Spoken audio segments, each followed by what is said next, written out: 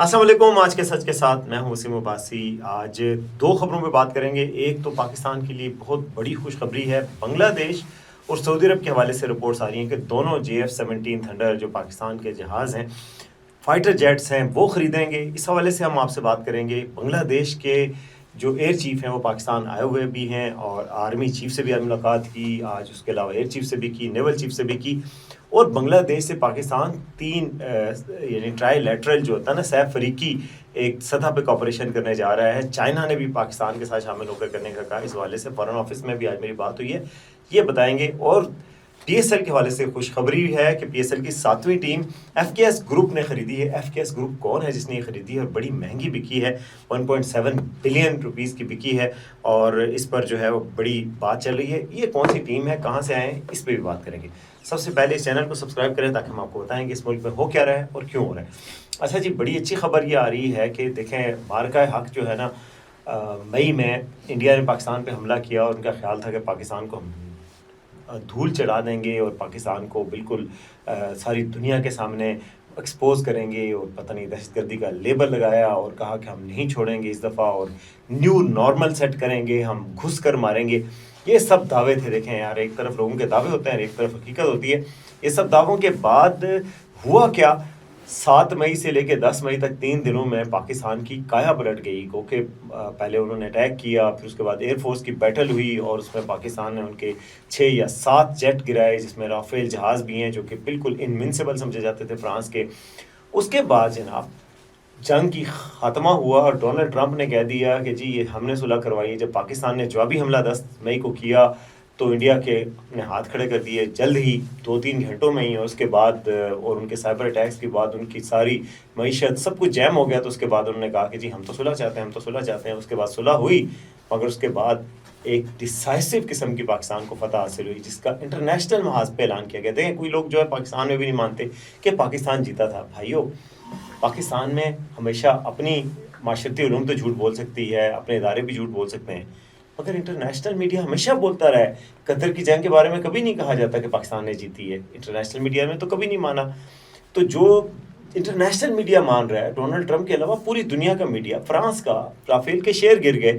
یہ سب کیوں ہوا تھا؟ تو یہ تو پکی بات ہے نا کہ پاکستان ہی جیتا تھا، کیونکہ دنیا پوری کہہ رہی ہے. تو اس کے بعد آپ دیکھیں کہ کیا کیا ہوا. سعودی عرب کے ساتھ پاکستان کا دفاعی معاہدہ ہوا. ڈونلڈ ٹرمپ کو پسند آ گئے ہمارے فیلڈ مارشل، ان کی اتنی تعریفیں اس نے کی. اس کے علاوہ شہباز شریف کو بلایا. پاکستان کے ساتھ ایسے ایسے معاہدے ہونا شروع ہو گئے ہر ملک کے ساتھ کہ وہ پاکستان کی کایا پلٹ گئی. یعنی کہتے ہیں نا، کبڑے کو لات لگی اور وہ سیدھا ہو گیا. یہ پاکستان کو جو انڈیا نے اٹیک کیا تھا، یہ بالکل ہی پاکستان کو فائدہ دے گیا 100%. اس کے بعد اب یہ ہوا کہ پاکستان کے جو فائٹر جیٹس ہیں JF-17 تھنڈر، ان کی اتنی ڈیمانڈ آئی ہے دنیا میں کہ یار یہ کون سے جہاز ہیں، کون سی ایئر فورس ہے جس نے اس طریقے سے اپنے سے اتنی بڑی ورلڈ وار 2 کے بعد سب سے بڑی ایئر بیٹل جیتی ہے اور اتنی بڑی فوج کو اپنے جہازوں سے، بالکل 140 جہاز فضا میں بلند ہوئے اس جنگ کو پاکستان نے جیتا. تو وہ سب جاننا چاہتے ہیں. تو ملٹی ڈومین وارفیئر پاکستان نے انٹروڈیوس کرا پہلی دفعہ کہ سیٹلائٹ کے ذریعے ایک ایک جہاز پہ ساری ایک پکچر سامنے ہوتی ہے، وار کا پورا اسپیکٹرم واضح ہوتا ہے اور اس میں آپ ہٹ کرتے ہیں، اگلوں کو پتہ بھی نہیں چلتا. ایک ایسی ٹیکنالوجی سے کہ جو آپ بیونڈ ویژول رینج جس کو کہتے ہیں، BVR میزائل پاکستان نے یوز کی اور جو ہے وہ جہاز ان کے کھڑے کھڑے ادھر ہی دبنگ ہو گئے اور گر گئے اور باقاعدہ انڈیا سے شہادتیں آئیں. تو آپ کو کیا چاہیے؟ لیکن اس کے بعد جو بڑی شہادت ہے وہ یہ بھی اب ثابت کر رہی ہے کہ پاکستان کو کئی ملکوں سے آرڈر آنا شروع ہوئے. ابھی دبئی ایئر شو ہوا تھا، وہاں پر ایک ملک کی بات ہوئی کہ وہاں پر ایک ملک سے بات چیت چل رہی تھی. میرا خیال ہے اس وقت آذربائیجان سے بات چل رہی تھی. ابھی بنگلہ دیش کے ایئر چیف پاکستان آئے اور انہوں نے ملاقات کی ہے پاکستان کے ایئر چیف سے، پاکستان کی نیوی سے، اور ابھی آرمی چیف سے بھی تھوڑی دیر پہلے CDF جو ہے chief of defence force Asim Munir, ان سے بھی ملاقات کی. اور باقاعدہ طور پہ پریس ریلیز جو جاری کی اس میں کہا گیا کہ انہوں نے انٹینشن ظاہر کی کہ پاکستان کے JF-17 تھنڈر وہ خریدنے جا رہے ہیں. ساتھ ہی ساتھ کل رائٹرز کی خبر ہے، پوری دنیا میں تہلکہ مچا دیا. رائٹرز آپ کو پتہ ہے انٹرنیشنل خبر رساں ایجنسی ہے اور برطانیہ میں بیسڈ اور بہت بڑی اور ہسٹورک نیوز ایجنسی ہے جس کی خبر بڑی اتھینٹک ہوتی ہے. انہوں نے 2 سورسز کو کوٹ کر کے یہ خبر چلائی کہ پاکستان اور سعودی عرب کے درمیان JF-17 کی خریداری پر معاہدہ ہو رہا ہے اور پاکستان نے جو $2 ارب کا قرضہ دینا ہے اس کو سعودی عرب JF-17 تھنڈر خرید لے گا اور قرضہ جو ختم ہو جائے گا. جس طرح کہ یو اے ای کے ساتھ یہ ہوا کہ انہوں نے فوجی فاؤنڈیشن کے شیئر خرید لیں $1 ارب کے اور ختم ہو گئے. تو JF-17 کا سعودی عرب کے حوالے سے انہوں نے کہا, آج میں فارن آفس میں باقاعدہ ان سے پوچھا تو انہوں نے کہا جی ابھی ہم تک معلومات نہیں ہیں, جب ڈیل فائنل ہوگی تو ہم آپ کو بتا دیں گے. لیکن رائٹرز کی سٹوری تو سامنے آ چکی ہے اور یہ بھی کہا جا رہا ہے کہ شاید $4 ارب کی ڈیل ہوگی اور $2 ارب پاکستان کو ملیں گے, اور $2 ارب جو ہے وہ پاکستان کے پاس پہلے ہی جو ڈپازٹ پڑا ہے سعودی عرب کا وہ ختم ہو جائے گا.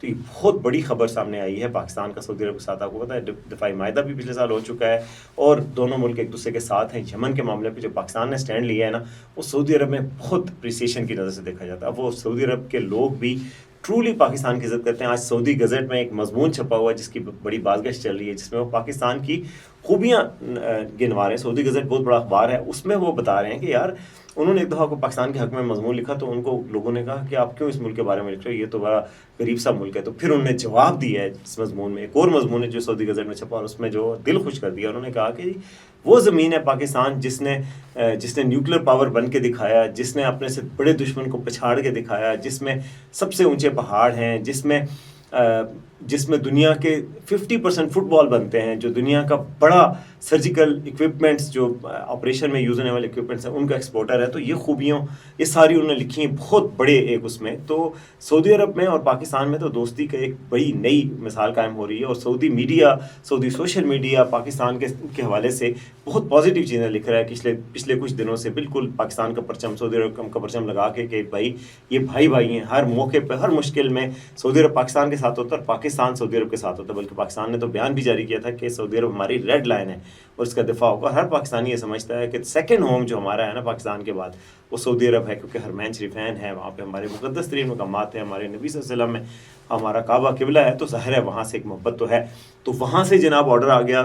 اور بنگلہ دیش کا تو باقاعدہ طور پہ کہا جا رہا ہے. اور بنگلہ دیش پہ ایک اور بڑی بات کہ پاکستان اور چین کا کوئی جوائنٹ منسٹریل میٹنگ ہوئی تھی, آپ کو پتہ ہے. اس کے بعد جو کمیونیکے جاری ہوا, جو ایک اسٹیٹمنٹ جاری ہوا, اس میں ذکر کیا گیا کہ پاکستان اور چین نے اتفاق کیا کہ ہم بنگلہ دیش کے ساتھ مل کے ٹرائی لیٹرل فورم کو آگے بڑھائیں گے, یعنی کوآپریشن کو. ٹرائی لیٹرل کا مطلب یہ تینوں. اور پھر آج فارن آفس میں بھی یہ سوال ہوا اور فارن آفس کے ترجمان سے بھی پوچھا گیا. انہوں نے ہمیں بتایا کہ ہم چاہتے ہیں کہ بنگلہ دیش, یہ پچھلے سال طے ہو گیا تھا کہ پاکستان, چین اور بنگلہ دیش مل کے آگے بڑھیں گے اس خطے میں, سب ریجن میں. اور پاکستان چاہتا ہے کہ آگے بڑھے اور چین بھی چاہتا ہے. تو چین نے بھی طے کر لیا, پاکستان نے بھی طے کر لیا, بنگلہ دیش نے بھی طے کر لیا. اور مشترکہ ان تینوں کا مشترکہ دشمن اس وقت انڈیا بنا ہوا ہے, جس کو ان تینوں کی ترقی نہیں بھاتی, ان تینوں کے ساتھ اس کے تعلقات خراب ہیں. بنگلہ دیش کا IPL کے حوالے سے پھڈا بھی انڈیا کے ساتھ چل رہا ہے, اور پاکستان کے ساتھ اتنی پینگیں ماشاءاللہ دوستی اور بھائی چارہ کہ جناب وہ پاکستان سے جہاز بھی خرید رہے ہیں, پاکستان کے ساتھ دفاعی تعاون کر رہے ہیں. اور پاکستان ہو رہی ہے جو بنگلہ دیش میں. ابھی ریاض صادق گئے تھے تو وہ کہتے ہیں کہ میں جدھر گاڑی لے کے جاتا تھا, گاڑی پہ چونکہ پاکستان کا جھنڈا تھا تو لوگ کھڑے ہو جاتے تھے اور آ کے ملتے تھے. بہت اچھی بات ہے, سبحان اللہ.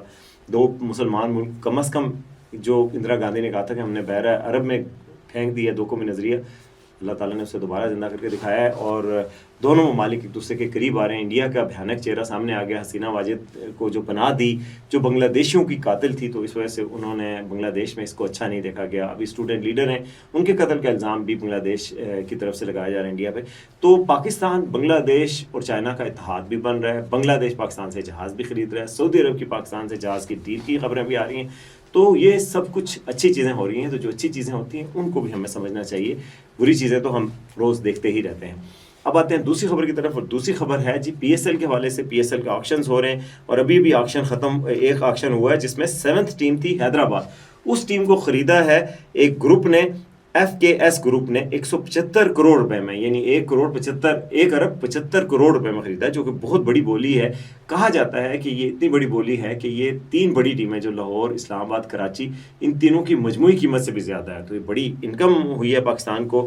تو اور یہ جو بیڈنگ ہوئی تھی, بڑی سخت قسم کی بیڈنگ ہوئی, اور اس بیڈنگ کے بعد جو ہے وہ جیتے ہیں. تو FKS گروپ نے جیتا ہے. FKS گروپ کون سا ہے؟ یہ جنوب مشرقی ایشیا کی ایک نمایاں کمپنی ہے. یہ انڈونیشیا سے ان کا تعلق ہے. خوراک میں کام کرتے ہیں, زراعت میں, لاجسٹک میں اور پراپرٹی ڈیولپمنٹ سمیت مختلف شعبوں میں اہم کاروباری مفادات رکھتی ہیں, یعنی انٹرسٹ ہے ان کے. سخت مقابلے پر مشتمل بولی کے عمل کے بعد وہ کامیاب رہی ہے.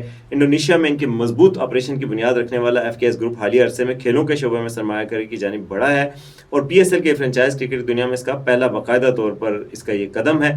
ان کے جو اونر ہیں ایف کے ایس کے مسٹر فواز سرور، انہوں نے حیدرآباد کی کے ساتھ ان کا وہ ایک تصویر بھی وائرل ہو رہی ہے، اور وسیم اکرم بھی وہاں تھے، محسن نقوی بھی تھے باقاعدہ طور پہ، لیکن علی ترین نے کہا کہ وہ اس بولی میں شریک نہیں ہوں گے، تو اس کی وجہ سے بیڈرز یہ جو ہیں وہ 9 سے 8 کی تعداد ہوگی۔ بہرحال یہ بھی پاکستان کے لیے ایک اچھی خبر ہے، اور اچھی خبروں پہ آج بات چونکہ ہو رہی تھی تو اچھی خبروں پہ ختم کرتے ہیں۔ تو اب تک کے لیے اتنا ہی، دیکھتے رہیں آج کا ساتھ۔